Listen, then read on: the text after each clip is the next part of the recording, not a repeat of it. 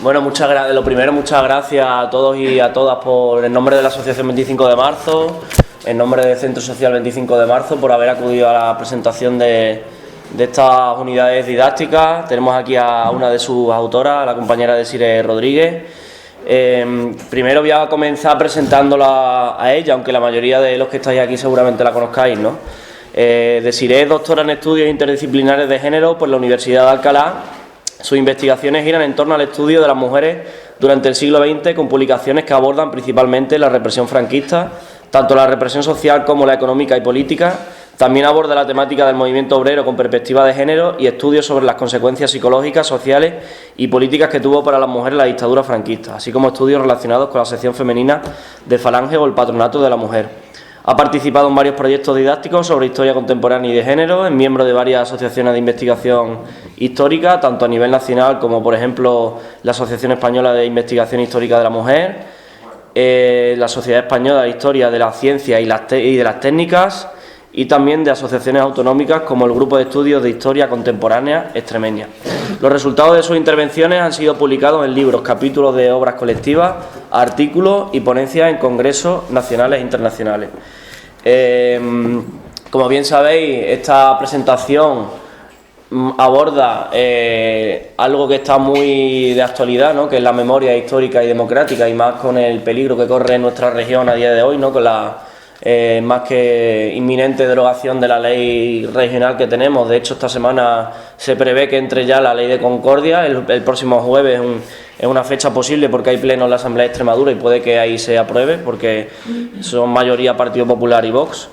Y bueno, en esta presentación lo estuve hablando con Desiree. La idea es hacer un poco un mapa de cómo está la situación en cuanto a la extrema derecha actual, memoria histórica y democrática, y por qué también está surgiendo quizás entre la juventud esa reivindicación del franquismo, o al menos ya no hay ese rechazo como sí existía hace décadas de lo que era la extrema derecha, del fascismo y del nazismo, ¿no? He traído varios ejemplos de cómo, un poco un mapa de cómo está la situación actual, ¿no? Tengo aquí un par de titulares, ¿no?, que dicen: un 26% de los jóvenes varones prefieren en algunas circunstancias el autoritarismo a la democracia. Un 26% de los jóvenes, hombres. Entre las mujeres jóvenes eso baja hasta el 18%, pero ya es un porcentaje bastante alto, ¿no?, que sería la generación Z, que va desde los 18 hasta los 26 años. Esto es una encuesta del país. En el último CIS dice que al 38% de los españoles menores de 24 años no les importaría vivir en un régimen poco democrático si eso garantiza una supuesta mejor calidad de vida. Luego tenemos unos datos también que son bastante esclarecedores de cómo está la situación de la extrema derecha a nivel europeo, ¿no? Por ejemplo, hace 2 décadas representaba en el Parlamento Europeo solo el 8,7% del voto, y actualmente en las elecciones últimas de 2024 su presencia ha aumentado hasta rozar el 25% en la Eurocámara. Y es, bueno, pues la segunda fuerza más votada por delante de la socialdemocracia en muchos países de Europa, ¿no? Y sobre todo hay que destacar los casos de Italia, Francia, Hungría, Bélgica, Austria y Polonia, donde ya es la primera fuerza, ¿no? Ante esto, ¿qué nos cabe? Pues preguntarnos quizás y tener un debate profundo y serio, ¿no?, que le hablaba con Desiree sobre cuáles pueden ser las causas de esto, del ascenso de la extrema derecha y de la juventud, sobre todo porque elige como opción esto, ¿no? Yo el otro día voy a coger una parte de un artículo que me ha gustado bastante, ¿no?, donde se habla un poco de por qué creemos que este autor, que se llama Martín Mosquera, que es militante argentino, militante comunista, que escribió en Jacobin una reflexión bastante interesante, ¿no? Dice: el aspecto destacado del nuevo ciclo es el auge de la extrema derecha. En medio de una crisis capitalista de escala histórica en el que el malestar generado por décadas de políticas neoliberales ha creado un entorno de inseguridad social y anomia mercantil, la demanda de orden, y define como orden protección, estabilidad y previsibilidad, parece ser el pegamento de un bloque nuevo político y social en ascenso. Las limitaciones y experiencias fallidas, aquí ya deja otra clave, que son las experiencias fallidas de la izquierda durante el último ciclo, hicieron su parte para allanar el terreno a las fuerzas reaccionarias. Pero es fundamental recordar la tendencia de largo plazo. Aún estamos lidiando, y aquí dice otra clave, con las secuelas de la crisis subjetiva de la clase trabajadora provocada por la caída del campo socialista hace 30 años, como bien describe un autor que se llama Enrique Canary. En el segundo párrafo dice: en este contexto de solapamiento de crisis de distintos tipos, crisis subjetiva de la clase trabajadora, crisis capitalista y crisis de la izquierda, o sea, él nombra como 3 tipos de crisis que se están dando ahora mismo, la extrema derecha captura el malestar de la época. Esto abre la posibilidad de una nueva gran ofensiva contra la clase trabajadora, la cual podría poner en peligro las conquistas sobrevivientes del ciclo histórico anterior. Dice: como dijo Angelo Tasca en los años 1930, el fascismo fue una contrarrevolución póstuma y preventiva. Quedémonos con estas 2 palabras, ¿no?, de contrarrevolución póstuma y preventiva. Aunque ahora hay amenazas revolucionarias, no hay amenazas revolucionarias, la extrema derecha tiene su propio carácter póstumo y preventivo. Y dice: está ganando terreno en un contexto donde la izquierda y la clase trabajadora se han debilitado, pero que aún conserva posiciones y conquistas históricas que representan un obstáculo para una ofensiva capitalista de gran escala, ¿no? Yo tenía bastantes cosas aquí escritas, tampoco quiero alargarme mucho, luego si eso para el debate después, lo vamos desmenuzando. Y bueno, lo que voy a presentar es las unidades didácticas que Desiree ahora va a desarrollar, ¿no? Dice: este libro forma parte de una trilogía que da continuidad a un libro introductorio titulado La asignatura pendiente, donde se analizan los mecanismos de construcción social de la memoria colectiva, el silencio, el miedo y el olvido que impuso la dictadura y que aún se puede percibir en el sistema educativo español. A pesar de que la Ley de Memoria Histórica y Democrática obliga a introducir en los contenidos escolares y en la formación del profesorado temáticas como la represión franquista o la lucha que se mantuvo frente a la dictadura. El primer volumen, porque son 3, titulado La historia silenciada, pretende trasladar a la escuela y a la sociedad el conocimiento científico historiográfico sobre la Segunda República, la dictadura franquista y resistencia de los demócratas ante esta última. Todo ello para contribuir a que las nuevas generaciones tengan garantizado el derecho al conocimiento histórico veraz de la devastación humana que sufrió España con la implantación de una dictadura represora y de la lucha que se mantuvo contra ella, fundamental para el establecimiento de nuestra actual sociedad, nuestra actual democracia. El segundo volumen se llama La memoria histórica democrática de las mujeres. Se centra en el papel y el protagonismo de las mujeres durante la Segunda República, la guerra y el posterior exilio como consecuencia de la implantación de la dictadura fascista en España, situándolas en el lugar de la historia que merecen y que se les ha negado sistemáticamente, en una historia marcada por sesgos aún profundamente patriarcales. El tercero, del que estamos hablando, que vamos a presentar hoy, se titula Represión franquista, resistencia antifranquista y memoria histórica y democrática de las mujeres, unidades didácticas con perspectiva de género, y en él se exponen de una forma comprensible los diferentes métodos represivos aplicados sobre las mujeres por parte de la dictadura franquista, así como el protagonismo femenino en la resistencia antifranquista y la trascendental labor que desarrollaron las mujeres en la preservación, la recuperación y la puesta en valor actual de la memoria histórica democrática. Antes de darle paso a Desiree, un apunte que se hace en esta unidad didáctica, ¿no?, que apuntáis sobre todo que la desmemoria, ¿no?, ¿por qué es necesario esto? Y apunta a la desmemoria. Dice: una de las razones que explica esta situación tiene que ver con el desconocimiento de la historia, de la tragedia que supuso en el pasado el surgimiento del fascismo y los genocidios y la barbarie que provocaron con su ascenso e implantación. El motivo que les llevó a escribir estas unidades didácticas fue al comprobar que los textos escolares no recogen con suficiente detalle y desde un enfoque de género las relevantes conquistas de derechos y libertades alcanzadas durante la Segunda República, el desarrollo del golpe de Estado, el uso masivo de la represión por parte de la dictadura franquista tras la victoria sublevada, la lucha de los y las demócratas contra el franquismo opresor y la actualidad de los movimientos de recuperación de memoria histórica.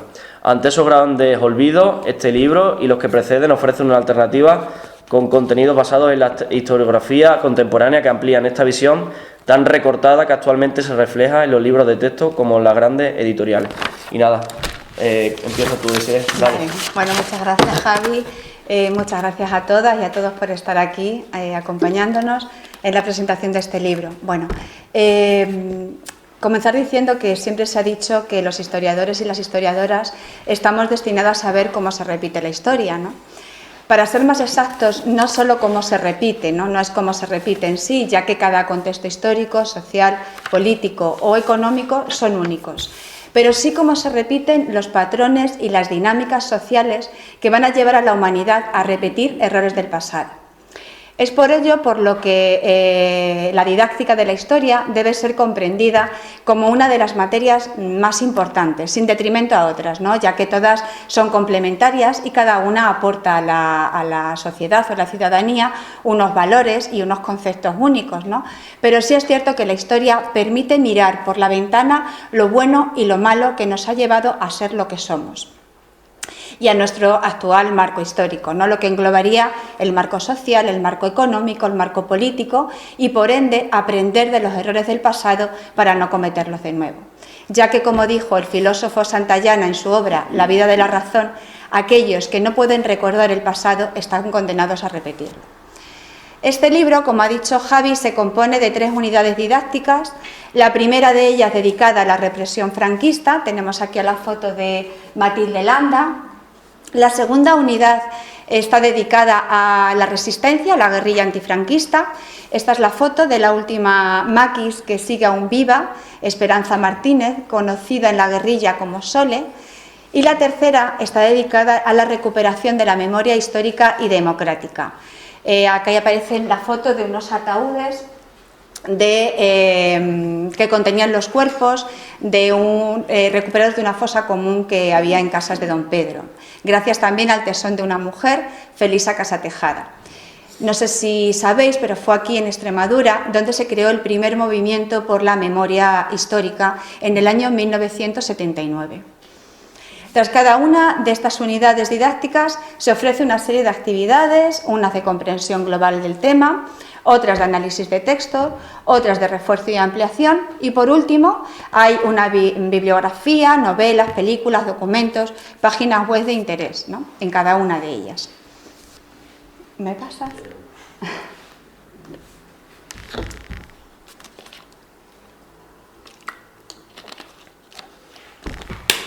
Bueno, la primera unidad didáctica es la represión franquista. Esta es la unidad en la que me voy a detener un poquito más y luego ya en la última, que es la que creo que nos va a llevar a tener un debate interesante. Pero esta es mi tema, por eso me voy a parar un poquito más en ella. En primer lugar, se aborda la violencia de Estado como base de la dictadura franquista. Este primer punto introductorio resulta de suma importancia, ¿no? Pues lo primero que hay que saber es que los militares golpistas legitimaron la represión, es decir, crearon leyes a su antojo e institucionalizaron la justicia castrense sobre civiles. De esta manera legitimaron el terror y la violencia de Estado.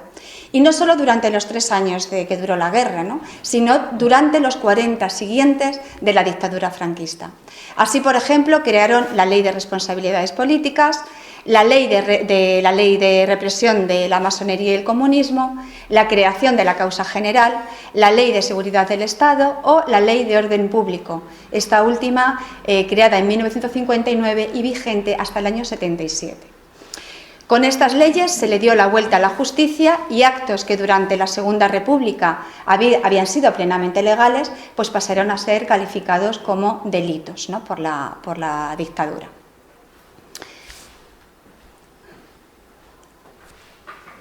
Bueno, en esta primera unidad se trata de la represión que sufrieron las mujeres por rojas, por desviarse de los roles de su género o por el conocido delito consorte, es decir, por ser la mujer de, la compañera de, la hija de. Se abordan los métodos coercitivos en clave de género, es decir, de la violencia sexista y sexuada, castigos específicos de género, como fueron las violaciones, las corrientes eléctricas en pechos y genitales, los golpes en el vientre. En esta represión sexuada específica entraría la vinculada a la maternidad, pues muchas mujeres sufrieron menopausias precoces, abortos, tuvieron hijas e hijos frutos de violaciones que además luego les fueron arrebatados, niños y niñas robadas, una atrocidad que siguió realizándose hasta bien entrados los años 80. Otras no pudieron ser madres a causa de las heridas infringidas. A lo largo de las unidades didácticas se exponen textos de fuentes primarias de suma importancia para un completo conocimiento y aquí me detengo para que leáis. No voy a leer porque yo me pongo a llorar enseguida. Estas son las memorias de Juana Doñas, que escribe en su libro pues que ella fue una víctima de la represión y cuenta esto que podéis leer aquí atrás. Los objetivos de esta represión sexuada no era otra que la reeducación de toda la sociedad a través del cuerpo de las mujeres. El cuerpo de la mujer se convirtió en el vector o vehículo moralizante de esta nueva sociedad pacata. Y aquí entraría en juego el instrumento legalizado por excelencia, la sección femenina de Falange y el patronato de la mujer, que fue una especie de Gestapo que vigilaba a las mujeres y su conducta, condenándolas y reeducándolas. Esta institución estuvo vigente hasta el año 1985. A lo largo del libro vamos a encontrar breves biografías de mujeres que marcaron historia, mujeres víctimas de las cárceles franquistas, como fueron la pacense Matilde Landa, Juana Doñas, Josefina María Villa, Nieves Torres, Mercedes Núñez Targas, Tomasa Cueva o Manolita del Arco, que fue la mujer que más años estuvo presa en las cárceles franquistas. En esta unidad también se habla de la derogación de las leyes secularizadoras de la vida privada de las españolas y los españoles, el control sobre las relaciones entre hombres y mujeres, como fue la derogación, por ejemplo, del matrimonio civil y del divorcio y la recatolización del matrimonio.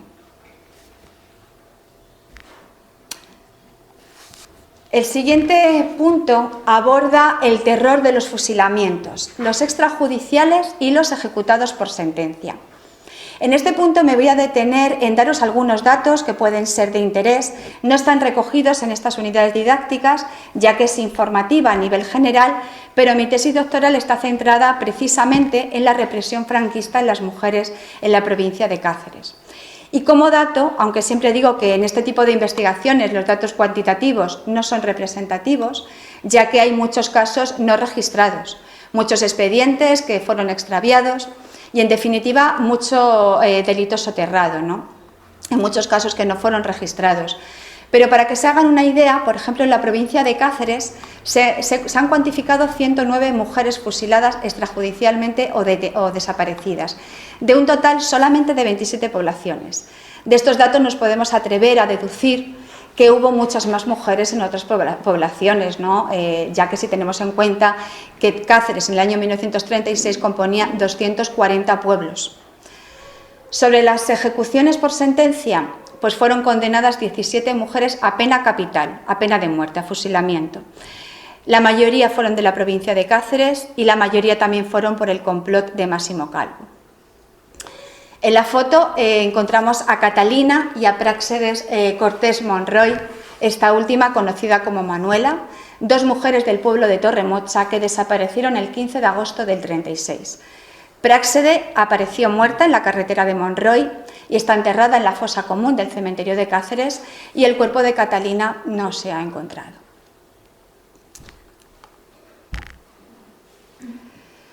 Bueno, en este punto nos vamos a centrar en el horror de las cárceles franquistas.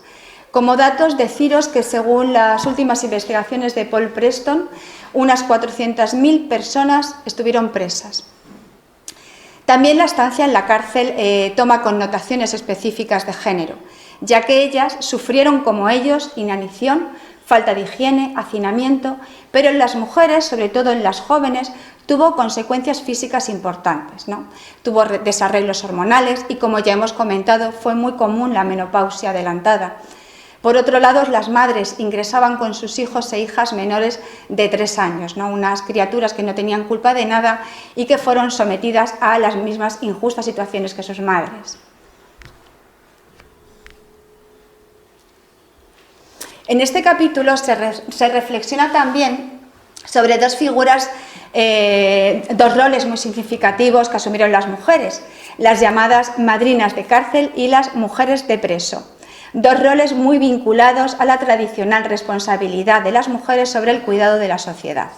En la foto se muestra a Vicenta Fernández, una de las madrinas de San Simón. San Simón era una isla situada en Vigo, convertida en campo de concentración y presidio durante la Guerra Civil y los primeros años de la dictadura. Allí fallecieron unos 700 hombres entre el 36 y el 43. En el entorno se creó una red de cooperación gracias a estas mujeres generosas y valientes que, incluso sin tener vinculación alguna con los presos, se ofrecieron a lavarles la ropa, a llevarles comida, mantas, medicamentos. Muchas veces cartas de familiares escondidas entre la ropa. Incluso algunas se carteaba con el preso al que ayudaba, creándose situaciones de profundo amor y respeto, pedidas incluso de matrimonio o enlaces familiares para toda la vida. Las mujeres de preso no son mujeres que sufren directamente la condena, sino mujeres cuya vida gira en torno a las puertas de las cárceles donde están encarcelados sus maridos, sus compañeros, sus padres, sus hermanos. Estas mujeres sufrieron un tipo específico de represión que fue el ostracismo social. Sobre ellas recayó no solo la responsabilidad de asegurar la subsistencia del preso, sino también de sacar adelante a toda la familia, con la dificultad añadida que tenían en esa situación, ¿no?, de la estigmatización social. En cambio, las figuras de padrinos de cárcel o maridos de rea no existieron. En contraposición, se crearon otros roles de cuidado entre las propias compañeras de cárceles, entre las propias cárceles, principalmente las presas políticas del Partido Comunista.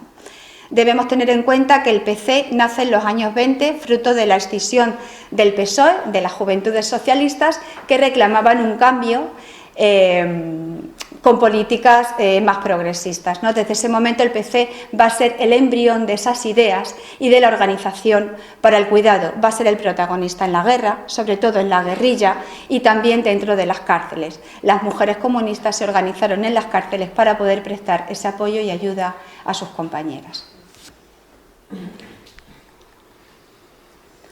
Bueno, el siguiente punto aborda en las políticas del perdón. Las políticas de libertad condicional, indulto, amnistía.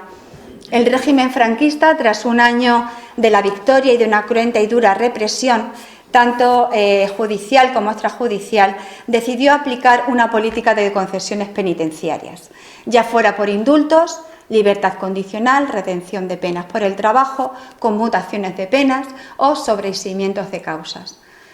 La razón por la que el régimen franquista implantó estas políticas penitenciarias vino motivada por varias circunstancias. No fue únicamente una dádiva de magnanimidad, hubo varios intereses políticos, económicos y sociales que motivaron la implantación de este tipo de políticas benevolentes. El primero de ellos, y el que está más a la vista en el escaparate, es el de mejorar su imagen de cara al exterior, ¿no? Se había visto menoscabada por los medios de comunicación de todo el mundo que cubrieron la contienda. La Guerra Civil Española fue la primera guerra fotogénica de la historia y un número importante de reporteros de todo el mundo vinieron a cubrir la contienda. Además de los periodistas y fotógrafos, vendrían también los brigadistas, activistas de más de 50 países, formando lo que se llamó las Brigadas Internacionales del Ejército Popular de la República, símbolo de la responsabilidad social a nivel mundial. El último punto de esta unidad aborda la represión económica, la depuración laboral y las incautaciones de bienes con la Ley de Responsabilidades Políticas, que fue creada en el año 1939, pero con carácter retroactivo hasta 1940, desde 1934. Bueno, la finalidad de esta ley no era otra que extorsionar y arruinar económicamente a todas aquellas personas desafectas al régimen y a toda su descendencia en caso de fallecimiento.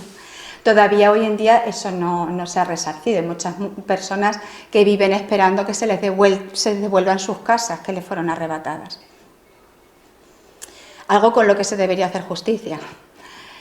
También en febrero del 39 se promulgó la Ley de Depuración de Funcionarios Públicos, por el que el nuevo Estado quería llevar a cabo una limpieza de sospechosos de subversión. En su artículo segundo solicitaba que los funcionarios entregaran en el plazo de 8 días una declaración jurada acompañada de pruebas que evidenciaran que habían prestado ayuda al movimiento nacional y que no habían estado afiliados a ningún partido político o sindicatos, y de testigos que pudieran corroborarlo. De cada 5 puestos depurados, 4 se reservarían a excautivos, excombatientes, huérfanos y viudas del mal llamado bando nacional. Uno de los cuerpos de funcionarios más estudiados, y por ello el que ahora tenemos más cifras de represión, pues fue el campo educativo, ¿no? Por ello es hoy en día el más afectado, ¿no? También eran claramente pro-republicanos, entre otras razones porque la República dignificó su profesión y porque el nuevo régimen consideraba que en general sus doctrinas se alejaban mucho del pensamiento único que ellos querían inculcar.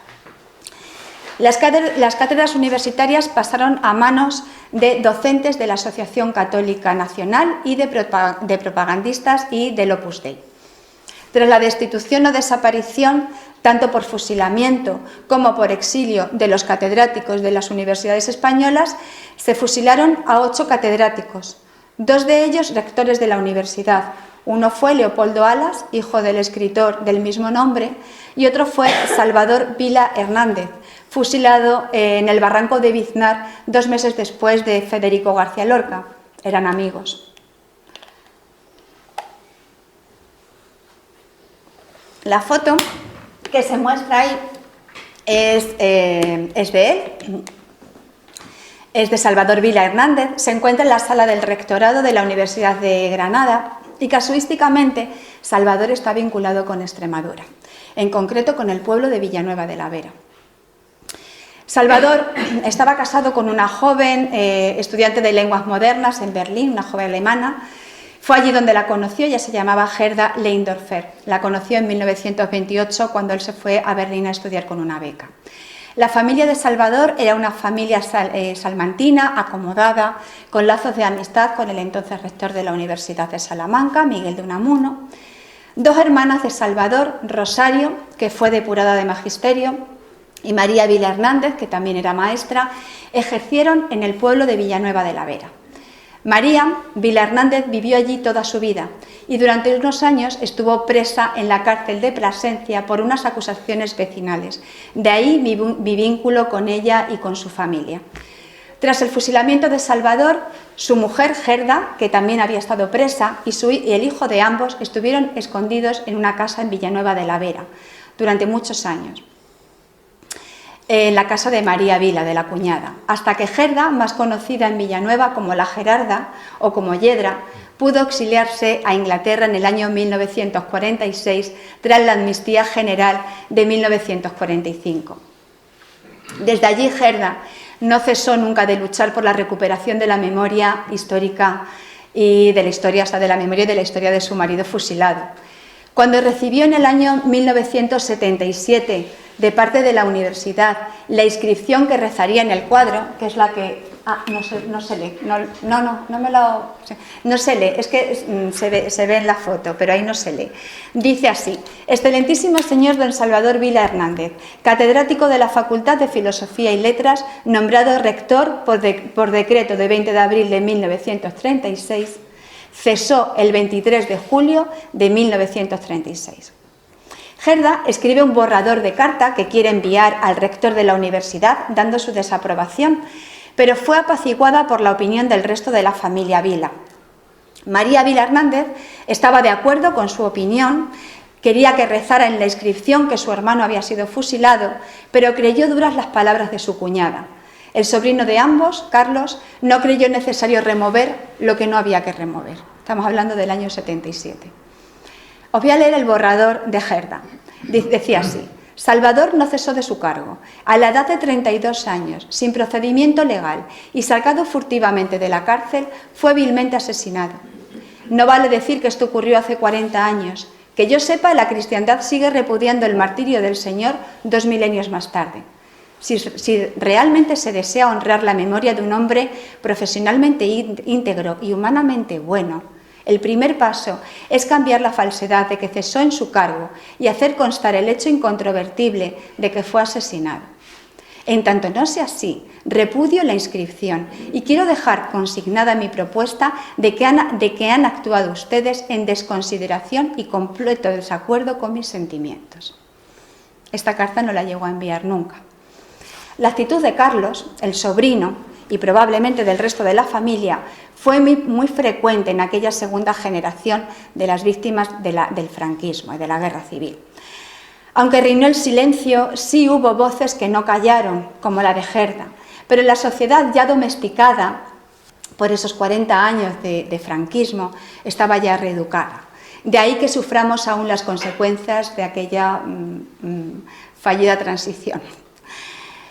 Gerda se va a quejar en una carta que escribe a María, precisamente de la actitud de su hijo Ángel, ¿no? Ella que nunca escondió su historia. Y dice así aquella carta: el día que podamos ir a verte de nuevo, podremos hablar de todo, ya que por carta es más difícil. Por ejemplo, que Ángel no hable aún a los niños de la tragedia pasada. ¿Acaso sea un bien? La familia, cuando Ángel era niño, habíamos acordado esa misma actitud. Ahora tengo mis dudas de si no debíamos todas haberle inculcado algo más de sentimiento, de indignación, si quieres, de comprensión. No sé si es cosa de la generación de hijos de la guerra civil, pero desde luego todo les cae muy distante. Al menos parece así y me desespero bastante. En nuestro caso, creo que inculcarles algo de la vida e historia de la familia de parte de los Vilas y demás españoles no les haría nada mal, y acaso es ahora que hay que educarles la sensibilidad. Esto me gustaría que lo retomáramos luego en el debate porque creo que es muy importante. Ahora sí. Bueno, la siguiente unidad didáctica voy a pasar muy de puntillas rápidamente, ¿vale? Aborda la temática de la resistencia, la temática de la guerrilla antifranquista. La resistencia de estas mujeres ante la represión, la supervivencia, la unión, el cuidado, el sacrificio permanente, la militancia activa que las llevó, pues, de ser presas o mujeres de preso a crear en clandestinidad el movimiento democrático de mujeres. Y, por supuesto, fueron las protagonistas del creciente auge del asociacionismo obrero, del asociacionismo vecinal, las asociaciones de amas de casa. Ellas tuvieron siempre un papel protagonista. Y aquí, bueno, pues comentaros, tampoco viene en la unidad didáctica, pero me parece importante, sobre todo para nosotras, las extremeñas, pues hacer mención a María Telo, ¿no? Una extremeña de la ciudad de Cáceres, una incansable activista durante el franquismo y durante el posfranquismo y la transición. Esta foto la conoceréis, ¿no? De una mujer, esta es ella, es María Telo, en una calle de Salamanca, poniendo el cartel «Viva el feminismo» en el año 1936. Ella fue incansable hasta el final de sus días. Estuvo enfocada en el estudio del derecho de las mujeres y la familia y consiguió que se reformase el Código Civil en el año 1975 y que se acabase por fin la obediencia por imperativo legal de las mujeres hacia sus maridos, con la promulgación de esta ley, que fue la 1475 de 2 de mayo, que devolvió a las mujeres su capacidad plena.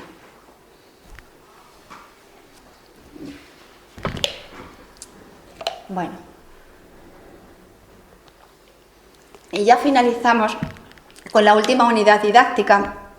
Esta está enfocada en la recuperación de la memoria histórica y democrática, que es donde me gustaría que tuviéramos un poco de debate, por lo que ha hablado antes Javi en la presentación, que habría mucho de qué hablar y enlazar unas cosas con otras, pero bueno, ahora más que nunca, tal y como nos ha dicho Javi, ¿no? La extrema derecha avanza, como ya hicieron en su momento los fascismos de principios del siglo XX.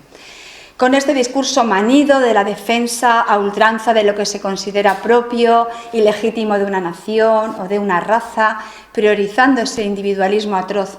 Y, cómo no, volviendo al discurso de las heridas, de no remover, de lo que ellos llaman concordia. Una parte de los que habían sufrido la represión trataron de mantener viva la memoria republicana, no como hizo Gerda Leinberger. Pero no fueron la mayoría. De hecho, lo harían saltándose una generación. La mayoría de la población demócrata y vencida tras la guerra optó por el silencio y la ocultación de su vinculación con el pasado, con la única intención, quizá buena, vamos a pensarlo, ¿no? Porque mis abuelos están dentro de esa generación y de ese silencio, de no perjudicar a sus hijas e hijos y facilitarles esa integración en la nueva España, inmersa en una dictadura que duraría 40 años y, si me lo permiten, todavía sufrimos de aquellos coletazos. Como digo, se saltaron una generación y hemos sido principalmente las nietas y nietos de aquella generación vencida la que nos hemos propuesto como objetivo la recuperación de esta memoria histórica y, por supuesto, democrática. En esta unidad encontraréis biografías de mujeres que han luchado y luchan y lucharán por la recuperación de la verdad, de la justicia y por la reparación, como la ya fallecida Neus Catalán, quien dedicó más de 60 años de su vida a defender la memoria de las 92 mujeres muertas en el campo de concentración alemán de Ravensbrück. Dolores Cabra, que fue fundadora de la Asociación de Amigos de las Brigadas Internacionales, quien en el año 2000 coordinó la primera caravana de la memoria en España. Almudena Carracedo, quien codirigió el documental El silencio de los otros, que supongo que lo habréis visto, ¿no? Casi todas y todos que estáis aquí, si no os invito a verlo. Y por supuesto Almudena Grandes, ¿no? A través de la literatura, entre otras mujeres. Destacar aquí, como no, que el primer movimiento, como ya he comentado antes, por la recuperación de la memoria histórica, nació aquí, en Extremadura, en Badajoz, en Casas de Don Pedro. Aquí también fue una mujer, ¿no? Felisa Casatejada, con su tesón y constancia, consiguió dar entierro digno a sus hermanos víctimas de los fusilamientos arbitrarios, a Julián, que tenía 19 años, y a Alfonso, que tenía 17, y al resto de personas fusiladas que se encontraban en la fosa, entre ellas 2 mujeres jóvenes de 23 años, Petra Talaverano Soto, conocida como Eloísa, y Cecilia García Rubio, que estaba embarazada. Así fue como el 13 de mayo de 1979 nacía aquí en Extremadura el primer movimiento por la memoria histórica. Bueno, enlazando con lo que dice Javi, el proyecto de Concordia pretende disolver estos movimientos de recuperación de la memoria, amordazando así a la sociedad civil. Si no han tenido ocasión de leer este proyecto de ley, pues les animo a hacerlo, porque no tiene desperdicio ninguno.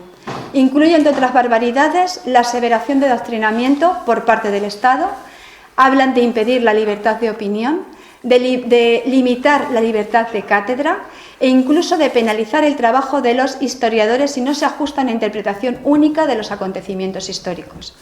Y aquí digo, y no de las historiadoras, porque como no están de acuerdo con el lenguaje inclusivo, pues a nosotras no nos meten en el ajo. Y como capote a las compañeras y compañeros que nos dedicamos a la historia, pues decir que no hay ninguna interpretación única. Es decir, nosotros nos basamos en documentos, en fuentes primarias. Mi investigación está basada en las fuentes que ellos mismos escribieron de expedientes en los archivos militares. Quizás ellos no pensaron jamás que fuéramos a entrar civiles en sus archivos, pero nosotros nos basamos en fuentes primarias. Un acto de soberbia dictatorial que no debería plasmarse por escrito en una ley, poniendo en duda la propia constitucionalidad de este proyecto. En definitiva, no recoge los principios del informe del Consejo de Derechos Humanos, no alineándose con los estándares de la justicia internacional. No se reconoce la magnitud del problema que arrastran las víctimas del franquismo, no se condena el golpe de Estado, equiparando a víctimas y a verdugos. Por ello, es necesario que se aborde en las aulas. Los españoles y españolas deben conocer la historia de su país, un país que experimentó una involución que no ha sido aún recuperada. El golpe de Estado frenó la posibilidad de que España se vertebrase como una sociedad moderna. España es hoy en día la única democracia que no ha realizado ninguna investigación sobre terrorismo de Estado, algo que ha reclamado la ONU ya en varias ocasiones. De hecho, la Comisión Permanente de la Asamblea Parlamentaria del Consejo de Europa ya aprobó en el 2004 por unanimidad una condena del régimen franquista en la que instaba al Gobierno español a crear una comisión de investigación sobre los crímenes de la dictadura. Y por fin, este Gobierno, en marzo del 2025, hace poco, pues ha creado ya una comisión de la verdad para investigar los crímenes cometidos durante la Guerra Civil y la dictadura franquista. El avance de estos proyectos de ley de concordia está siendo de momento, afortunadamente, frenado, aunque no me acaba de decir Javi que ya no. Bueno, por un lado, el Gobierno de España ha anunciado que llevará al Tribunal Constitucional aquellas leyes autonómicas o proyectos que pretendan derogar leyes de memoria histórica y democrática para estudiar su constitucionalidad. Por su parte, Naciones Unidas también, a través de los relatores de derechos humanos, ha manifestado preocupación sobre estas leyes de concordia por considerar que podrían invisibilizar las violaciones graves de derechos humanos durante el franquismo. La demanda social en torno a la memoria histórica y la deuda que tenemos hacia quienes lucharon contra el golpe de Estado primero y contra la dictadura después exigen una actitud decidida por parte de toda la sociedad. Por ello, mi compañero Quique, catedrático de Pedagogía y mi compañera Beatriz, historiadora especializada como yo en estudios desde una perspectiva feminista, os animamos a utilizar con el alumnado, con vuestras hijas e hijos, con vuestras nietas y nietos, estas unidades didácticas explicativas e ilustrativas.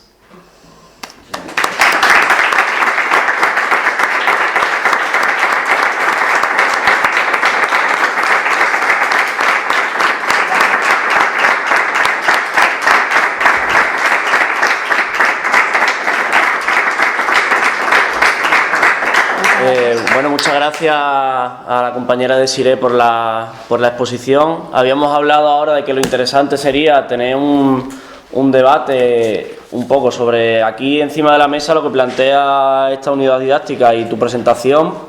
Por un lado, ascenso de la extrema derecha y juventud, y por otro lado, leyes de memoria histórica y democrática, su vigencia y su peligro con las leyes de concordia que están poniendo, ¿no? Entonces, si os parece, voy a introducir varios apuntes para que tengamos ahora para el debate, ¿no?, de qué es un poco lo que creemos que... Estos son opiniones personales, pero también opiniones de gente también de la asociación, ¿no?, de la asociación. El 25 de marzo ya dijimos que al final, por un lado, somos bastante críticos con que de aquí para atrás, en la legislatura anterior, cuando se creó la Ley de Memoria Histórica y Democrática, no se desarrolló apenas. El gobierno anterior de Fernández Vara, ya las asociaciones memorialistas criticaron que 3 años después de que se firmara y se aprobara en la Asamblea y luego saliera en el DOE la ley, no apenas se desarrolló, o sea que no hubo una intención porque al final se aplicara, y somos críticos con eso, o sea, somos conscientes de lo que ocurrió, y ahora también somos críticos evidentemente con la puesta en marcha de la ley de memoria, o sea, la ley de concordia, ¿no?, la derogación de facto de la ley de memoria histórica y democrática. Creemos también que no es solo la derogación de una ley, sino que al final lo que pone en peligro es una corriente que hasta ahora criticaba, señalaba al fascismo, ¿no?, y como que lo arrinconaba, ¿no?, y ahora es como que se le da carta blanca que se pueda blanquear la extrema derecha, y que al final es el robo un poco de la memoria histórica y democrática del pueblo trabajador extremeño, y no solo de una mera ley, X ley, que puede mejorarse todavía mucho más, ¿no?, y se podría haber desarrollado mucho más. Y también creemos que sin un movimiento social y ciudadano desde la base, desde abajo organizado, todas las leyes históricas y democráticas van a ser derogadas una a una en nuestro país, ¿no? De nada sirve que tengamos asociaciones memorialistas si al final no tienen ese contenido movilizatorio, ¿no?, movilizador de movimiento social, ¿no?, y se dedican a otro tipo de cuestiones más institucionales, burocráticas, etcétera, ¿no? Entonces, organizadamente es la única forma en la cual podemos parar esto, y somos críticos en el sentido de que, por ejemplo, cuando se anunció la derogación de esta ley, tampoco había una movilización masiva en Extremadura en las calles para pararla, ¿no? Había algunas protestas en algún acto, pero no había una articulación de movimiento social que sí ha habido en otras regiones, ¿no? Y eso muestra también la debilidad que tenemos, y va a pasar sin pena ni gloria al final la derogación de la ley, que seguramente sea este jueves cuando se plasme oficialmente que entre en vigor la ley de concordia. No seguro, pero es lo que creemos que va a ocurrir, ¿no? Y varios apuntes, ¿no?, en torno a la memoria histórica y democrática y la juventud y extrema derecha, ¿no? Por ejemplo, ¿qué ha fallado desde mi punto de vista el discurso igual hegemónico de la memoria histórica y democrática, promulgada hasta ahora por la pata izquierda del régimen del 78, que es quien ha canalizado toda la mayoría de asociaciones memorialistas y el movimiento memorialista, ¿no?, y que aporta una gran desconexión con el presente? Habla sobre todo de las atrocidades que cometieron, propone sumaciones de la mayoría de fosas comunes que todavía no se han exhumado y tal, pero tampoco habla del contexto de esa época y de por qué se fusilaba a la gente, ¿no? Es una memoria histórica muy enlatada, en la cual pues dice lo malo que fue el franquismo, pero no habla del 25 de marzo, no habla de la huelga del 34 y no habla de todo el movimiento obrero y jornalero que había organizado en las primeras 3 décadas del siglo pasado. Entonces, es como al final es una memoria histórica y democrática muy edulcorada, sin hablar de revolución, sin hablar de socialismo y el mundo libertario, que al final es lo que primaba detrás de todo eso. Entonces es un poco faltar a la verdad histórica, ¿no? Creemos que puede ser a lo mejor una de las cosas que han fallado, ¿no? Y también la gran desconexión que hay ahora mismo entre el presente y el pasado por parte también de esta corriente de memoria histórica, ¿no? Se criticaba que en el pasado se encarcelara a la gente en la época pre-golpe de Estado, tras el golpe de Estado y la dictadura, pero es que ahora mismo tenemos el caso de los 6 de la Zaragoza, los 6 de la Suiza. Se está encarcelando a gente por exactamente lo mismo que se encarcelaba hace 90 años y los mismos, y no hay ninguna conexión en este discurso de la memoria histórica y democrática, como digo, de la pata izquierda del régimen o de lo que representa esa ideología con la actualidad, ¿no? O sea, denunciamos que se encarcelaba a la gente, se le reprimía, pero igual se mira para otro lado cuando estamos reprimiendo y encarcelando a gente en el siglo XXI en nuestro país. Por lo tanto, también eso quizás esté fallando, ¿no? Y luego también se ha usado partidistamente y electoralistamente la memoria histórica y democrática. Fue, recordemos, con el gobierno del PSOE de Zapatero quien se llevó a cabo la primera ley, pero es verdad que ni siquiera venía en su programa electoral del PSOE, sino que fueron las asociaciones memorialistas de comienzo del siglo las que lucharon para que eso entrara dentro de la agenda y se empezara a hablar de memoria histórica y democrática y se puso la ley. Y ahora, pues, con los años hemos visto que quizás eso, la pata izquierda del régimen del 78 sacó mucho pecho de que ellos fueron los que implantaron la ley, los que empezaron a hablar de eso, o como digo, aquí en Extremadura, que en 2018, por poner el ejemplo, en la Asamblea se aprobó que se llevara a cabo la Ley de Memoria Histórica y Democrática de Extremadura. En enero del 2019 se firmó en el DOE, y la Coordinadora Memorialista de Extremadura, la COMEX, en 2022, 3 años después, denunciaba que no se estaba desarrollando y señalaba inacción y parálisis del gobierno de Vara. Por lo tanto, al final, ¿de qué estamos hablando también cuando hablamos de memoria histórica y democrática? Entonces, pongo esto encima de la mesa también para que lo tengamos en cuenta para el debate y abrimos turno de reflexiones, de preguntas, etcétera. Sí, No bueno, sé si es que de quieres apuntar tú hecho, algo. no, bueno, un poco al hilo de lo que tú estás diciendo, nuestra transición española es precisamente el ejemplo de la no transición. Es decir, realmente ahí sí que fue una concordia, una transición de concordia. Y esos son los coletazos que tenemos ahora. Creo que, bueno, hubo cambio, es verdad que entonces era un cambio muy radical. Quien lo vivió defiende de esa manera pues, la santísima transición, como yo la llamo, pero es cierto que es precisamente el ejemplo de cómo no se debe hacer una transición. Y bueno, y es cierto que todos aquellos cambios, todos aquellos derechos que consiguieron en los años 80, nuestros padres, por ejemplo, hablando del sindicalismo, y lo que tenemos ahora, bueno, es que vamos hacia atrás, vamos perdiendo derechos. ¿Qué pasa? Que como la sociedad no lo conoce, quizás pues a través de las aulas, de las familias, de la sociedad en general, al final el capitalismo nos va arrollando, nos va llevando a un sistema que es al que le interesa, y vamos perdiendo esa conciencia política, esa conciencia social, esa conciencia histórica que nos lleva a lo que estamos ahora. Y yo lo veo, yo trabajo en industria y yo ahí lo veo. Veo que las empresas cada vez ganan más, los trabajadores cada vez ganan menos, los convenios cada vez son peores, cada vez tenemos menos derechos, las trabajadoras y los trabajadores no los conocen, sus derechos, y se van dejando perder, y ahí va quedando. Entonces luego ya por uso y costumbre pues se va aplicando otras dinámicas y no reclamamos lo que sí nos pertenecía y lo hemos ido perdiendo.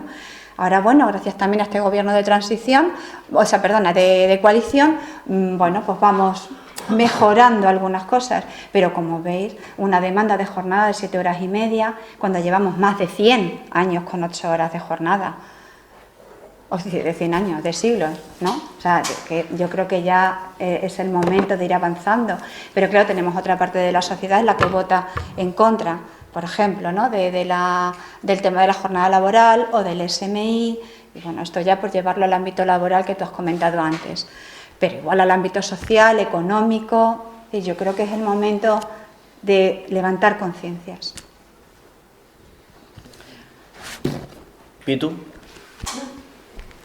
Yo cuando ha salido el cartel ese de Viva el Feminismo en 1936, ¿cuál era el feminismo de ese momento? ¿Qué se reivindicaba?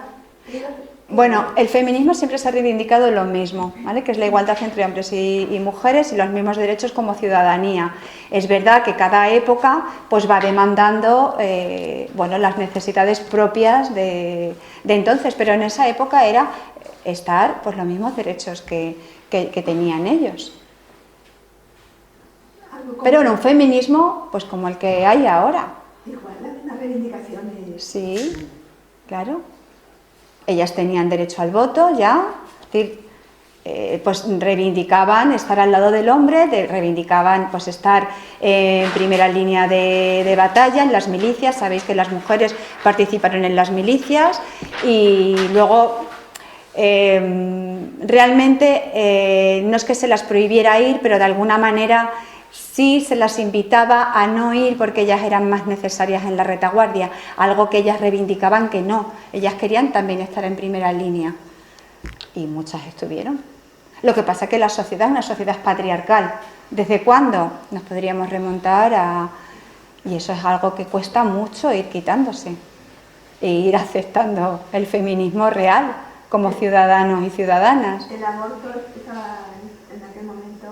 Bueno, Federica Montseny, sabéis que sí, estaba en Cataluña, se podía, luego ya pues no, y lógicamente con el franquismo todos estos derechos se perdieron, absolutamente todos, y nosotras volvimos a la cocina. Y tengo dos preguntas. Las estadísticas y vemos por todas estas barbaridades, ¿no?, del crecimiento ahora de la ultraderecha y del fascismo. ¿Cómo eso? Y estoy viendo a la paz, el movimiento que hay por Gaza y Palestina. ¿Cómo ahí van también? Porque es que es toda la sociedad. Es toda la sociedad las que nos tenemos que volcar, claro, buscar esa responsabilidad social que deberíamos de tener todas, como humanidad. Es que por los datos era un 20 y tanto %, o sea, casi una cuarta parte de la población, y yo creo que ahora en las calles está todo el mundo. También está el fascismo reivindicando Gaza. Yo creo que no. Yo, no sé, a lo mejor alguien hay, pues sí. Bien, estaría bien, sí. Es que parece que son como datos contradictorios, ¿no? Tengo esa sensación de... No sé decirte ahí, no sé si Javi... Bueno, yo me llamo Fátima, soy nieta de fusilado, de asesinado durante el periodo de la Guerra Civil. Afortunadamente soy una de las afortunadas que ha podido recuperar los restos de su abuelo.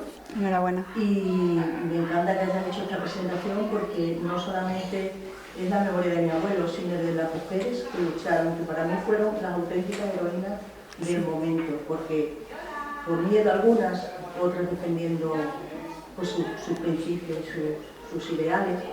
En el caso de mi abuela, yo te puedo contar que fue una mujer silenciada, para mí ha sido un referente.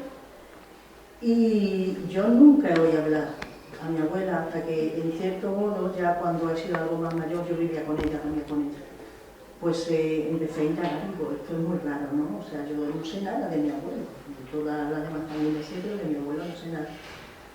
Jamás le oí hablar del tema, ni a mi padre ni a mi tío tampoco. Yo me preguntaba, ¿qué pasa aquí? ¿No? ¿Qué ocurre?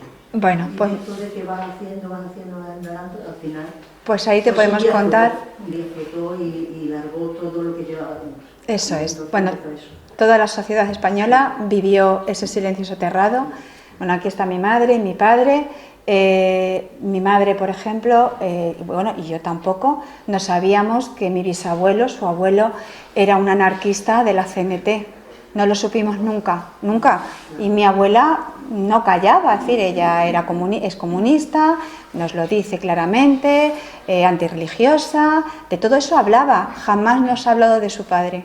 Jamás nos ha hablado de su padre. La reflexión que quiero hacer en este sentido es que todos tenemos culpa de que esto no lo hayamos podido reivindicar desde la propia familia. Es decir, la propia familia ha silenciado todo esto. Sí. Una por la parte del gobierno que no nos ha ayudado en nada, o en poco, o muy poco. En nada. Por otra parte, el sistema educativo, en el que no se ha comunicado absolutamente nada. Yo, de hecho, no he recibido ninguna formación en ese aspecto. Llegábamos al final de la Guerra Civil y se acabó. De la República, pues no un poco. Pero que también, yo sí rompo una lanza a favor de las asociaciones memorialistas. Evidentemente pueden hacer bastante de lo que se está haciendo. Pero creo que desde nuestra perspectiva familiar tenemos también mucho que enseñar, porque mi familia no sabía absolutamente nada, nadie. O sea, yo tuve que hablar con mis hermanos, esto ha pasado, he tenido que hablar con mis sobrinos, esto ha pasado, no tengo hijos, pero lo hubiera hecho. Nosotros mismos tenemos que también difundir la idea de lo que pasó y evitar que eso se vuelva a repetir y ser un elemento, aunque sea mínimo, dinamizador de eso que queremos que no se vuelva a repetir. Sí, eso es. Es que imaginaros la represión que hubo. O sea, esa es la respuesta. Si hubo silencio es porque hubo mucha represión. La gente tenía miedo, porque iban a buscarte a casa, te sacaban y te fusilaban. No pasaba nada, te paseaban desnuda por el pueblo, te daban aceite de ricino y te rapaban y te ponían un kiki con la bandera de España y te paseaban por todo el pueblo. La represión fue brutal. Eso es lo que debe de conocer la sociedad para entender por qué sus padres, sus abuelos o sus abuelas no les han hablado de ello. Por eso. O sea, mi abuela se llama Libertad, Libertad porque era hija del movimiento libertario, pero ella le prohibieron llevar su nombre. En el año 42 la conocemos todo como la abuela Tere, María Teresa. ¿Por qué? ¿Por qué fue eso? Ella no pudo recuperar su nombre hasta la democracia, que ya lo recuperó. Pero nosotras nos hemos enterado de esa historia hace 4 días. Imaginaros la represión que hubo. Esa es la respuesta. Entonces yo creo que ahora ya ese miedo no le tenemos que tener. Tampoco le deberíamos de haber tenido en el año 77, pero todavía quedaban esos coletazos. Por eso Gerda desde Inglaterra se lo dice a su cuñada. Nos hemos equivocado, no hablando a Ángel de su padre, de que fue fusilado, nos hemos equivocado, pero había mucho miedo. Ella, de hecho, estuvo escondida muchos años porque estuvo en la cárcel también. Sí, no, yo por responder un poco por alusión a lo de las asociaciones memorialistas, evidentemente, claro, es lo que, por un lado, la crítica que hacemos es constructiva, en el sentido de que creemos que tiene que ser más movimiento social quizás, ¿no?, para que no se deroguen estas leyes y tal. Un ejemplo de ello, por ejemplo, en Zarza-la-Mayor han prohibido... Bueno, no lo han prohibido, pero han intentado que no se lleve a cabo una exhumación en la mina de La Paloma, ¿no?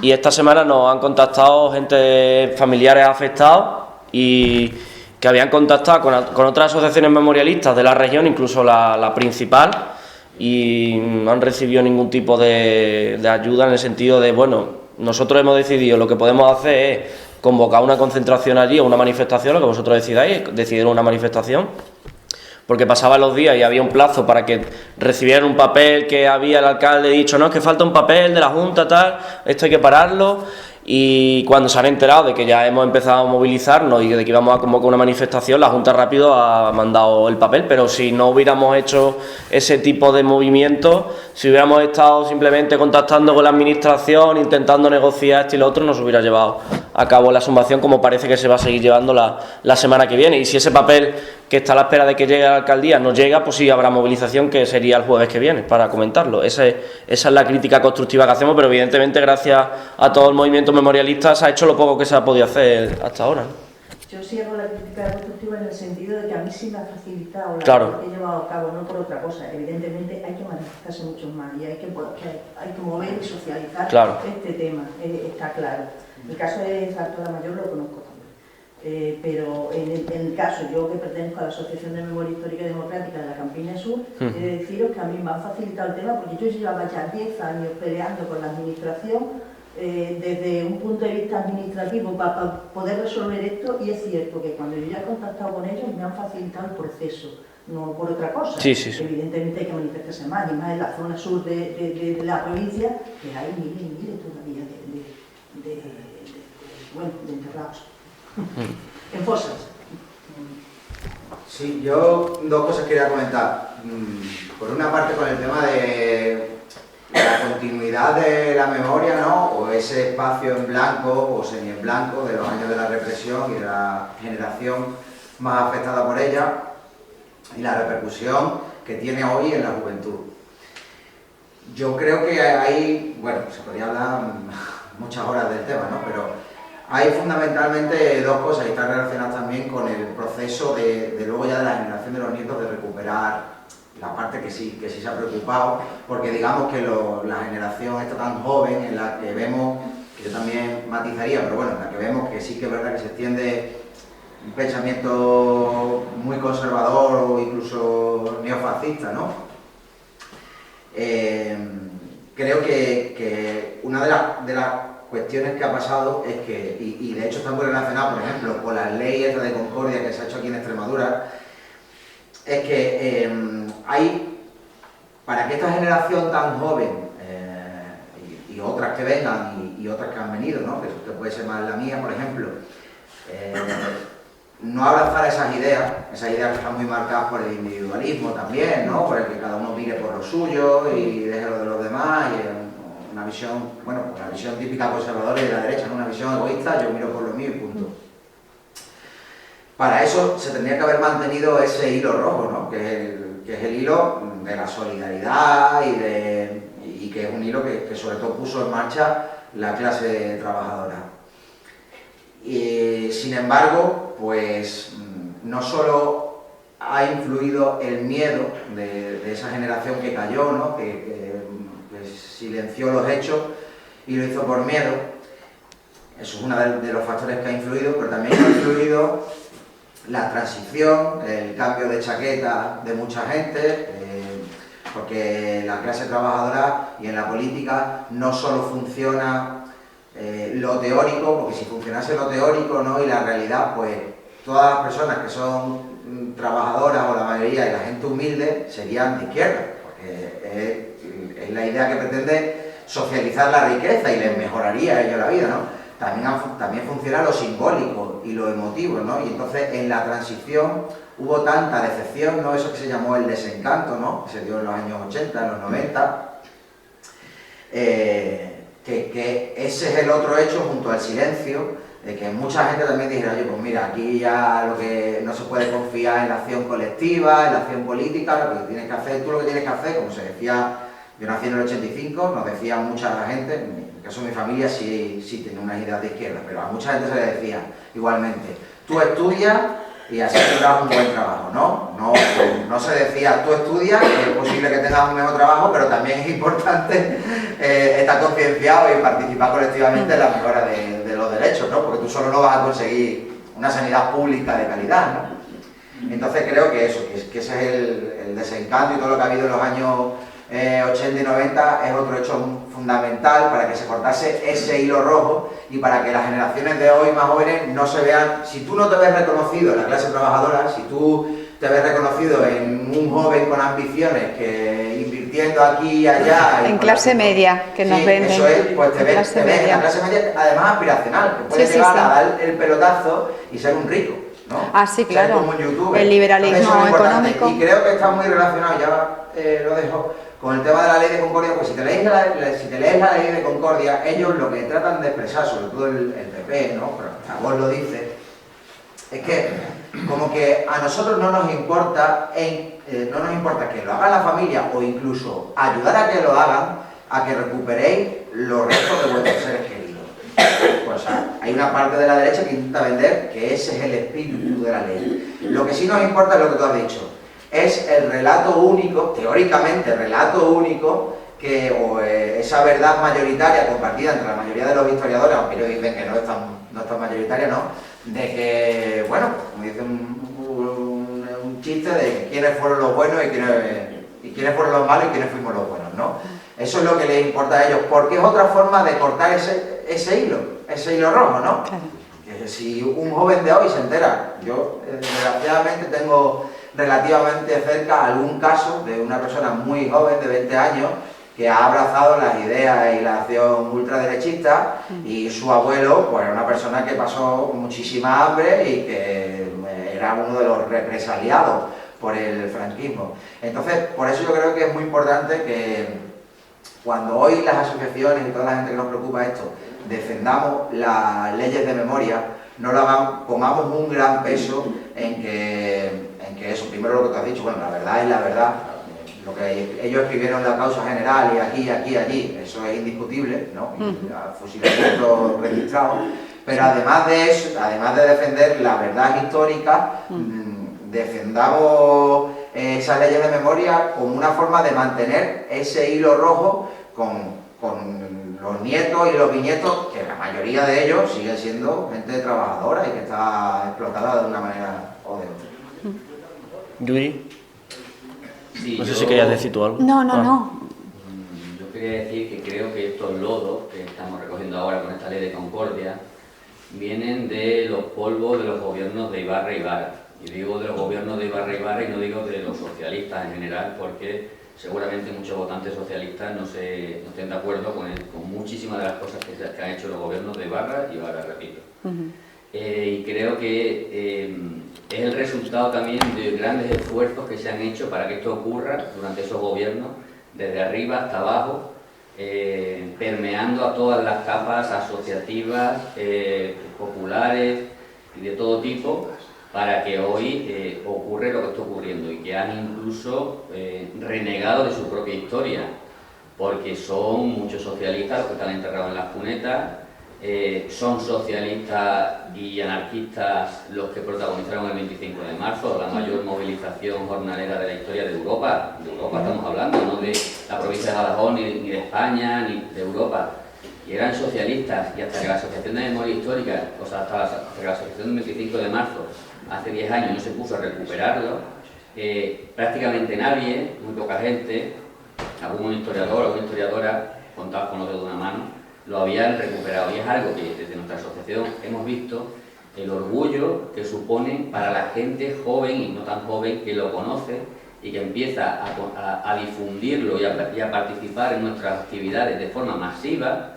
Si eso no lo hubieran recortado los gobiernos de Vara y de Ibarra, la sociedad extremeña sería muy diferente, la juventud extremeña sería muy diferente y quizás habría mucha más movilización o no hubieran llegado a gobernar los que ahora quieren poner esta ley de concordia.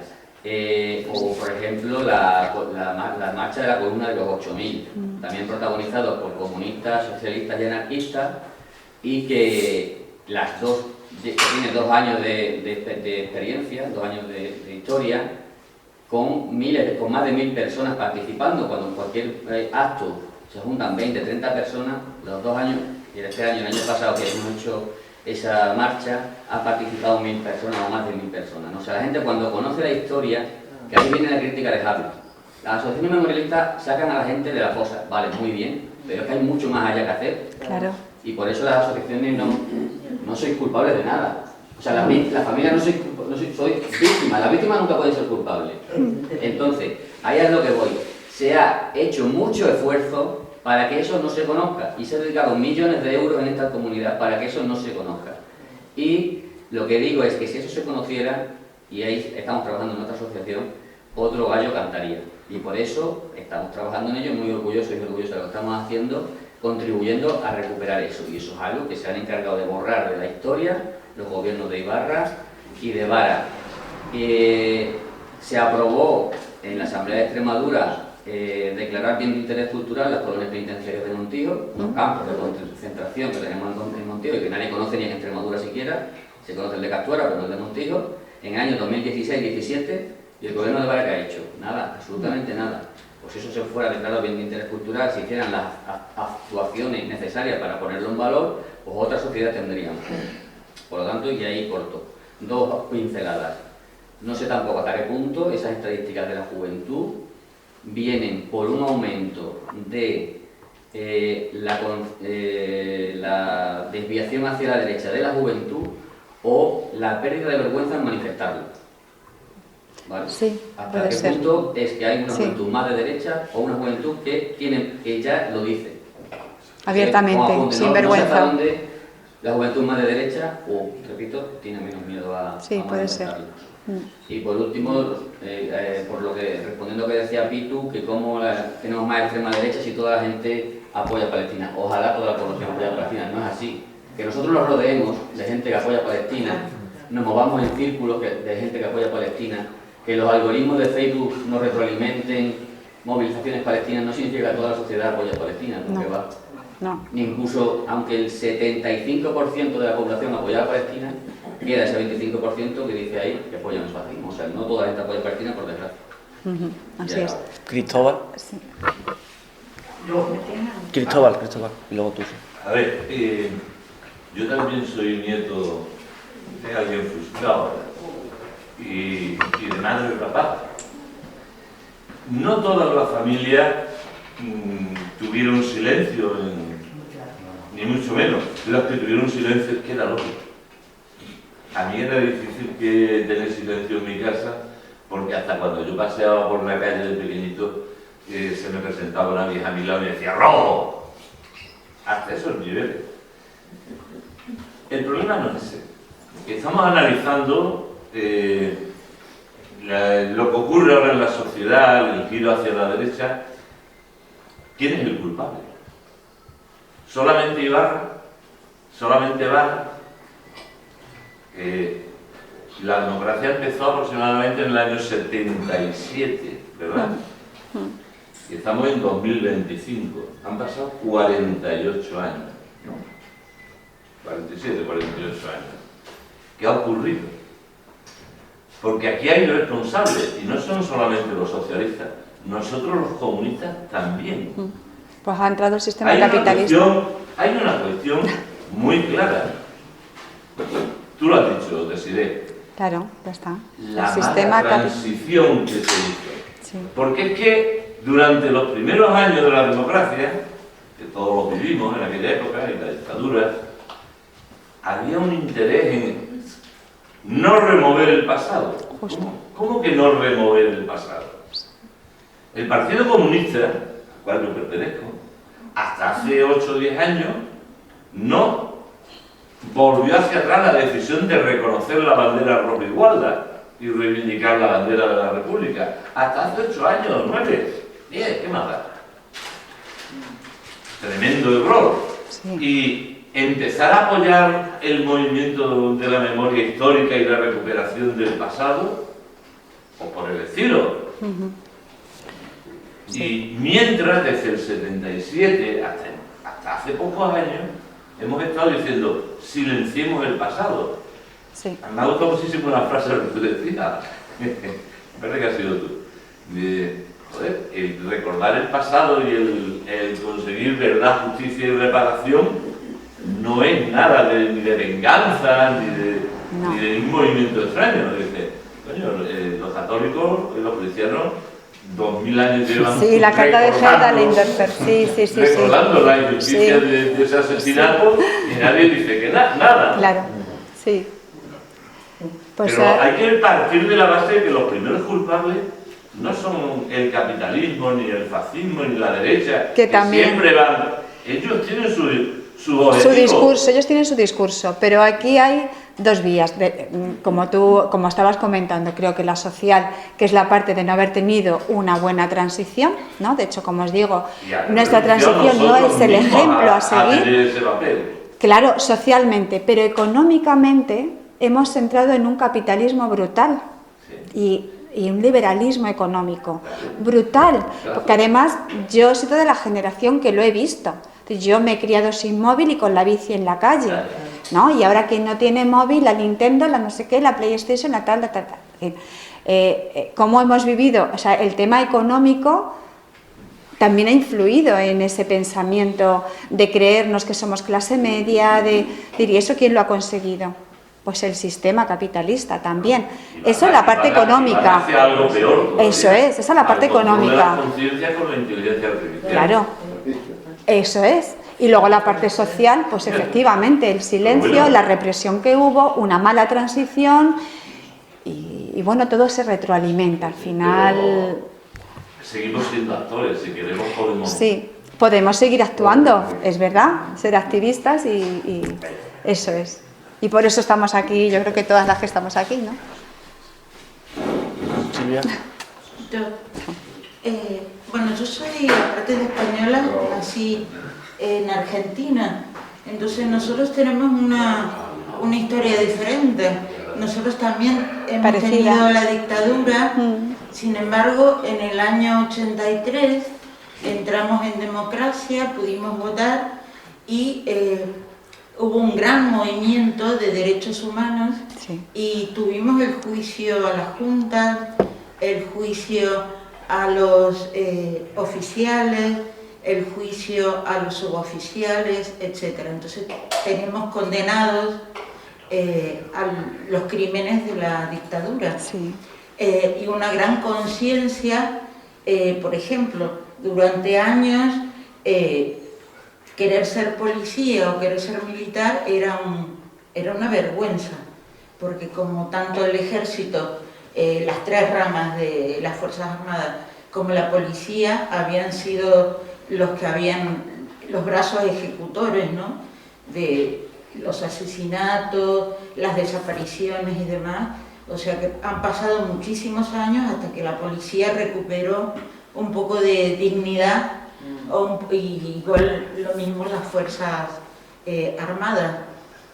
Además tenemos el tema de las Madres de Plaza de Mayo, que incluso durante la dictadura su valentía y le pusieron el cuerpo todos los jueves, ellas desfilaban reclamando dónde estaban sus hijos.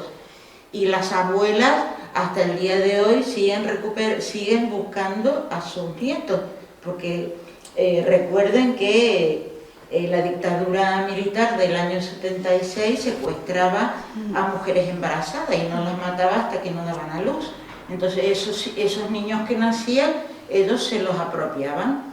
Entonces hemos tenido una historia completamente diferente a lo de ustedes. Pero claro, ¿por qué? Porque desde el mismo gobierno nacional se impulsó el juicio a los asesinos. Algo que no ha pasado aquí, que vos lo has dicho al principio de tu charla. A mí, yo lo que he notado es que el franquismo no se ha ido de aquí. No se ha ido. No se ha ido. Yo el hecho de saber que todavía hay organizaciones que reivindiquen cosas del franquismo, cada calle de asesinos, que existan monumentos, a mí me saca de quicio, y que desde los gobiernos de distintos tintes, aunque para mí que digan que el PSOE es de izquierda, yo me río cuando dicen esas cosas, porque la izquierda es otra cosa, no es ese partido. Entonces, claro, han tenido una mala transición y han seguido teniendo, hemos seguido teniendo, porque yo soy española, vivo aquí también ahora, hemos seguido teniendo malos gobiernos. Sí. Me alegro que ahora, ¿cuándo ha sido? Este año, ¿no, Javi? Que van a sacar esta comisión de investigación. Sí, en marzo del 2025. Del franquismo y sí. demás. Entonces, bueno, esperemos que salga algo, porque cada vez que se crea una comisión, las cosas no avanzan, ¿no? Entonces yo creo que, bueno, que tengamos un poquito de esperanza, porque ha habido otros países como el mío, donde sí se han hecho las cosas bien. Entonces, y los asesinos se han muerto presos. Entonces, bueno, confiemos en que en algún momento podamos...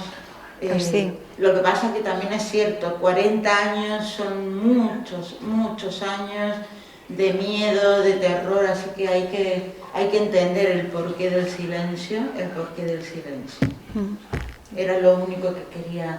Del silencio de la población, pero es verdad que de la sociedad, es decir, de las instituciones políticas no debería haber sido.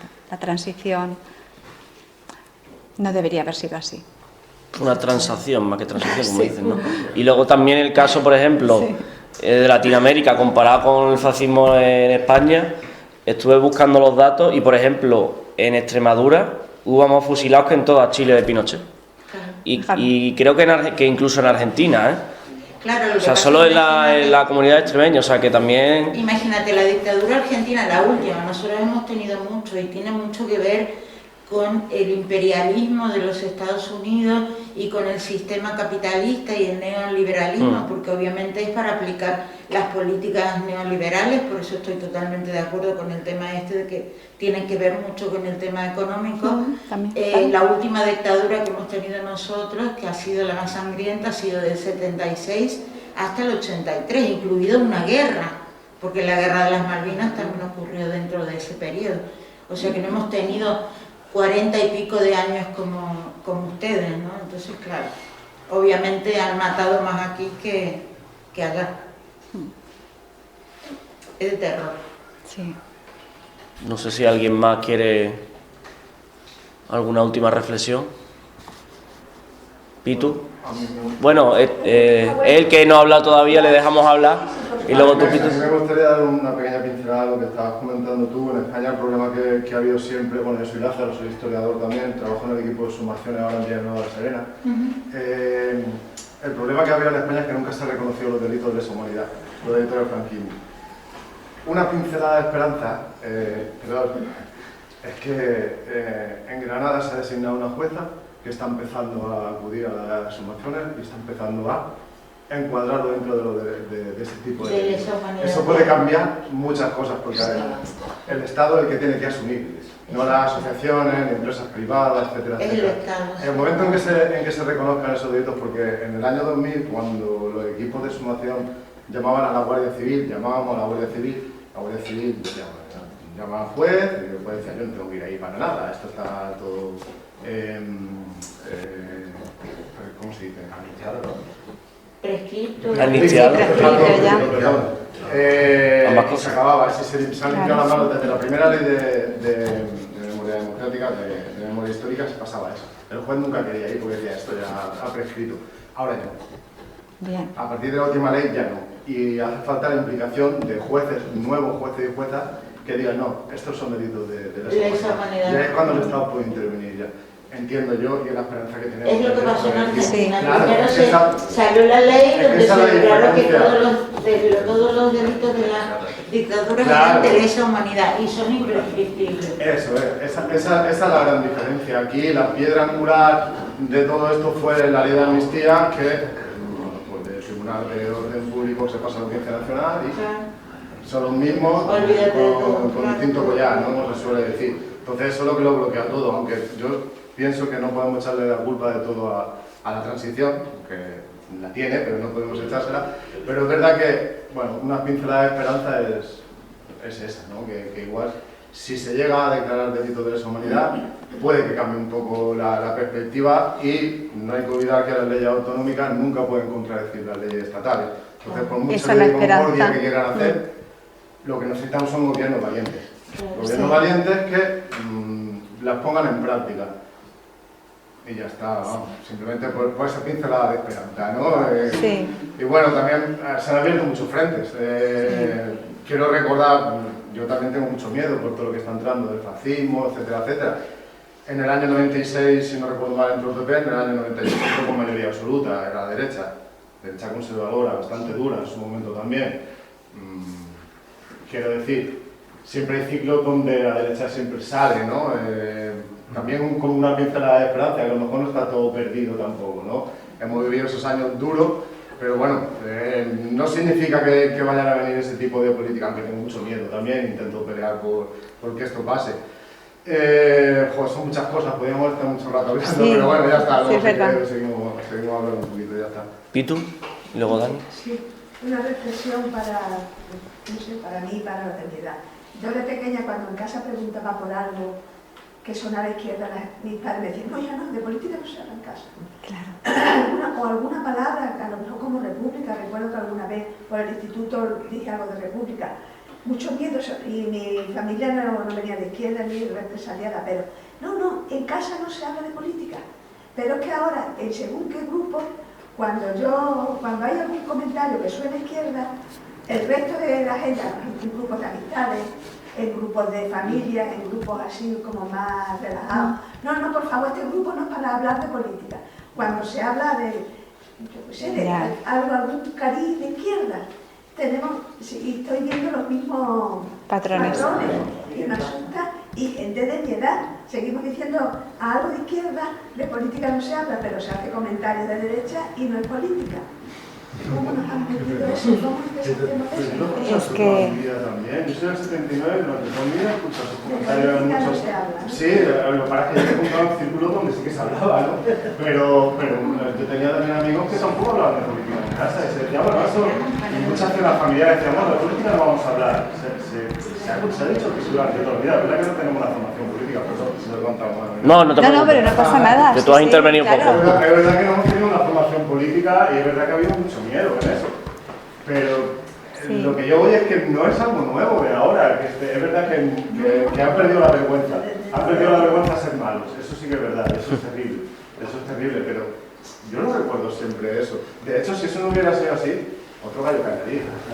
Estaríamos en la situación, vamos. Sí. Bueno, se quedó en que Se quedó ahí de como... política no se habla porque no vamos a pelear, pero pues como no soy racista, pues... Es que... Pero claro... Era de política cuando se hablaba algo de izquierda. Claro, claro, sí, eso sí. Pero ahí vuelvo al tema de la represión. Fue tal represión que es que imaginaros, la palabra rojo estaba prohibida en España. La Caperucita Roja se llamó Caperucita Encarnada. ¿Vale? Es decir, hasta ese punto, la Caperucita Encarnada, no se podía decir la Caperucita Roja. Mi abuela decía colorado, colorada, yo decía colorado, me sonaba raro, colorado.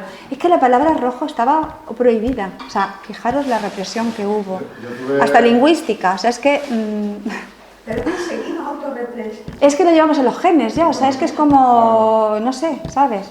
Acabo de decir una barbaridad, ¿no? Pero es así, ¿no? Realmente lo tenemos tan impregnado ya que sale solo. Pero también hay que decir que la década pasada eso no pasaba. La década pasada, al contrario, la gente de derecha se escondía y los discursos hegemónicos eran de izquierda. La ocupación de vivienda no era ocupación de vivienda. O sea, en España no hay educación política. Sí, pero los ciclos políticos yo creo que tú, lo que has intervienen contestado mucho. antes, te mueves en ese ciclo, en ese mundo, igual que yo. Pero yo, por ejemplo, vivo en una zona muy conservadora, con lo cual sí que veo esa disyuntiva. ¿Sabes? Claro, en los grupos en los que yo soy militante, en los que yo me muevo, pues no, pero en los que yo vivo, por ejemplo, pues sí. Entonces, yo creo que no tenemos una formación política. Yo creo, ¿eh? Primero ella y luego tú, Dani, que ella no habla. ¿Cómo? Bueno, soy Ángel, soy profesora. Mi formación es social y quería comentar algo al hilo de lo que habéis dicho. Yo he tenido la suerte de vivir en Argentina varios años y hay una cosa que me ha sorprendido. Es cierto lo que ha dicho la compañera que estaba comentando. A mí lo que me sorprende de Argentina, lo que me sorprendió a la hora de compararlo, que estamos diciendo los tiempos y todo lo que estáis comentando, son las estrategias que yo vi que tenía la sociedad. Por ejemplo, cuando no fueron solo las personas asesinadas, sino fueron los hijos, y surgieron las abuelas, y cuando pasó la ley se buscó a quienes habían robado a los niños. Pero después, cuando yo me he ido informando, han sido incluso los hijos de los propios militares los que preguntan en sus casas qué ha pasado. Entonces, ¿con esto qué quiero decir? Que al hilo de lo que habéis comentado antes, yo no he tenido a nadie que haya perdido directamente, pero yo soy de una aldea pequeñita y yo me he criado toda mi vida con muchas de las cosas que habéis comentado aquí. Y con las historias escuchadas.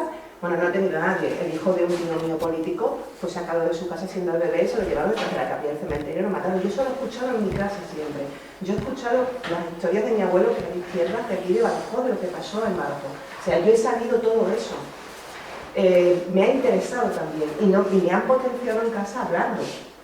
Creo que una de las cosas que más he visto yo y que veo en mis clases, cuando yo soy ahora profesora, aunque he estado en el mundo social, trabajando en asociaciones de cooperación y en otros ámbitos, yo lo que veo es que se quebró todas las posibilidades de solidaridad.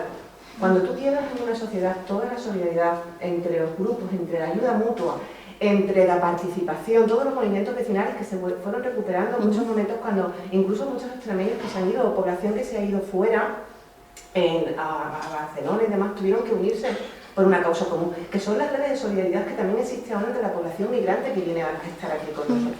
Entonces creo que todo junto, y el quebrarse esas redes de solidaridad hace que también nos diseñemos estrategias nuevas para sacar a la luz.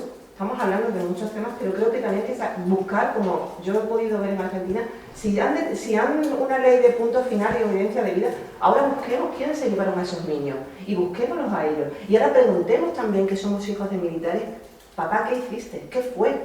Entonces, es cierto que nuestro tiempo fue mucho mayor y ese silencio te lo hemos vivido todos.